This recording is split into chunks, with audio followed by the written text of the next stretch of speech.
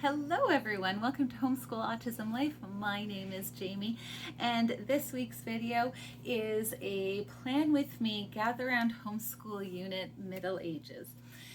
I had been going back and forth about whether I should talk about what happened in the crazy world of Gather Round and the issue that came up with a direct competitor calling out their credibility. And I thought really hard about it, and this is just going to be a brief, simple thing. The only reason why I thought that I would say something about it is because I know some of my subscribers do follow my Plan With Me's, and I just wanted to state that what happened does not shake my confidence in using this curriculum at all with my children. I do not believe what happened serves anyone but evil purposes.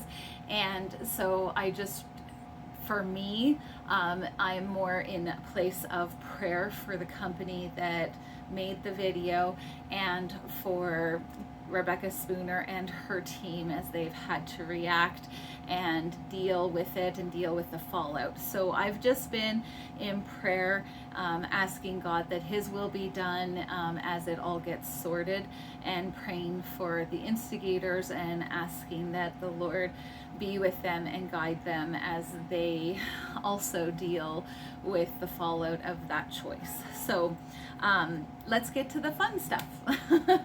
So as I've said before, I pick several units to do with my kids. It's the bulk of our curriculum. We do some things on the side, like on Fun Fridays, we do the Story of the World Middle Ages, and I just found it so fun how much this year's Gather Round units and our history and also some of our IEW went together so well. And so I was really pumped about this year, looking forward and seeing everything that kind of worked together.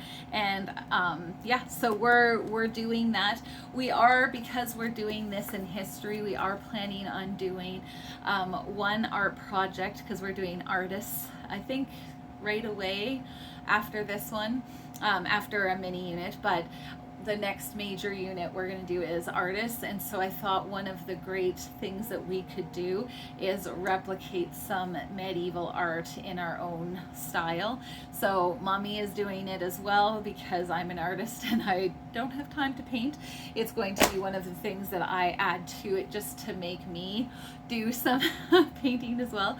But I'm already planning on doing a work surrounded by the biblical story of Noah in a medieval style. So that's something that we're planning and coming up with. Another thing that I do to kind of announce to my children is I make a banner that I hang on like the little light swag thing we have over our table. And so I just printed off some things I found on YouTube that were in high definition, laminated it, and that is what the kids see when they first get up and realize we're doing the Middle Ages now. I also do, and I won't be able to get it all in. Oh yeah. So these ones are just for fun, because my daughter is huge into dragons, and so I just printed those off for fun. But I've got several. This is a diagram from Guest Hollow that came free, and so that was the feudal system. I got some paintings from the medieval time, and then this map so that we can draw how the lines and the kingdoms and their borders shifted so much. So we've already got the Roman Empire and the Byzantine Empire and then the Frankish Empire, and we're already like fitting those around and going, okay, who was in charge of who, when, and all that sort of thing. I also do pick some movies that I think would be good with this unit. We've already watched A Knight's Tale, fast forwarding just a couple of little pieces, but we've been talking about jousting and that sort of thing, and so it was kind of fun to watch that with the kids and see some of the reactions to it. We're also going to watch Disney's Robin Hood, the animated one. I'm still trying to decide about the one with, what's his name? Kevin Costner. I think my kids are still a little young for some of the content. But we'll see. It's one of those things. I usually have my husband watch with us because he usually remembers the bad parts coming before I do. And we can hit fast forward on those or tell the kids to cover their eyes or whatever the case may be. But I love, like, even in the Knight's Tale, the story of William from a surf child to somebody who's a knight and who literally changes his stars. It is such a really clear depiction of just how hard it was, because then he ends up in the stocks and the whole 9 yards, and the king himself has to go, we found royal blood. So I usually pick some of those videos, and I also found a couple of videos in my favorite Digging for the Truth videos, the Holy Grail. So when we start talking about the church being involved in that, we will watch that one because it's the Holy Land to French medieval castles, talking about the search of the Holy Grail and how we still haven't found it. And then I'm thinking we might watch Stonehenge again, because it's like nobody really knows when it was built, but I think in the Dark Ages is probably a good time for that video as well. So I have a bunch of books for you that I have put together that I'm excited about. So when we get up and do our read aloud time, we have been doing this study of the fruits of the Spirit. We've gone through a bunch of them. This is March's fruit of the Spirit that we're working on, gentleness. And we also sing a hymn, and it is this time, Be Thou My Vision. It was something that I think the Viking unit had, but I wanted to have it sung for this one because it talks, it's for sure written, the poem was written in the 8th century, and then the music is a traditional Irish melody, and that was also written in the Middle Ages. So I really wanted to make sure that I had that, and then of course the music is beautiful and the words are beautiful, and I wanted that for my kids to learn. For read aloud, we have been reading a few of these stories, just excerpts from this book. We read the Viking excerpts in this book when we did the Viking unit back in, I want to say October, November. And so this one has been really helpful to read. And then we are also doing this White Stag unit, or stag book for this unit, talking about the tribes of the Huns and the Magyars. I think I'm saying that right, but I probably am not. But we're working up to Attila the Hun, and so this, and it was just amazing how in this book it talks about the Tower of Babel and stuff, and you know, just their differing versions of, but it was really cool to see that in there. Another book that we are going to read is The Monks and the Mystics. Now this series of books is about the church and how it came to be. So this is volume 2. They have an Ancients, then this one, and then it talks about Reformation and the other Renaissance, I think. But we're starting this book, and then next year we'll be reading book 3 and move on to kind of match up our history. But this one about church history I definitely wanted to get into. This one I'm not sure if we're going to get into, but I'm not worried about it because we can also like revisit it when it's time to do high school.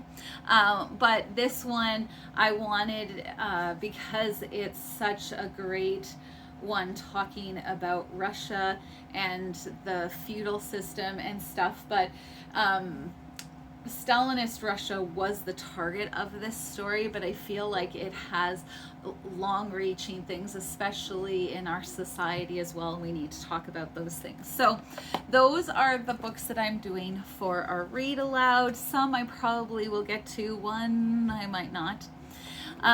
Then for my girls, for their assigned readers that they do, kind of like a mini book report, Sienna's reading the stories of knights.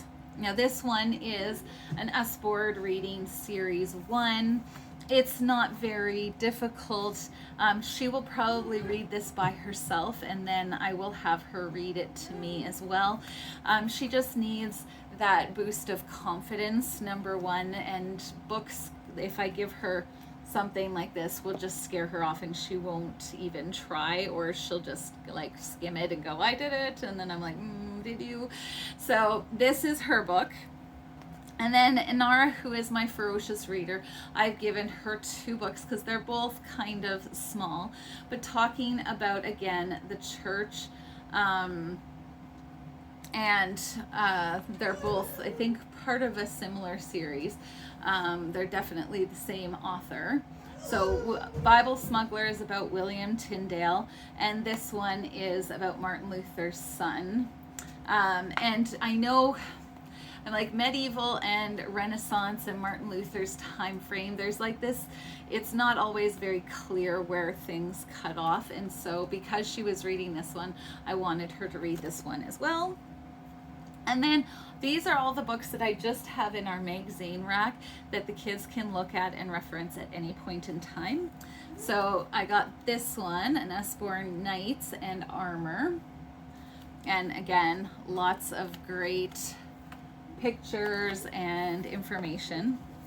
I pulled out this one. It's the Trojan Horse one. Again, like we're not sure 100% when any of these things happened, but this one is reputed to be within that time frame. A Knight's Handbook. So this one is packed with knightly facts and know-how and essential reading for anyone who wants to become a knight. And so it also has lots of interesting information.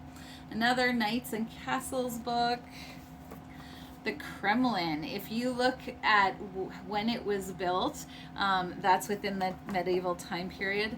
This one I just love. This one is very cool because it actually strips away little bits and pieces of the castle. I don't know if you can see that, and tells you those pages are what was this part of the castle for and what did they do in it. And it just, like, you know, this one where the armor room was, or the spiral staircase. And it just like pulls it apart, which is kind of a cool idea. I just loved that I found this one. I think most of these I've either gotten from thrift stores or bookoutlet.ca.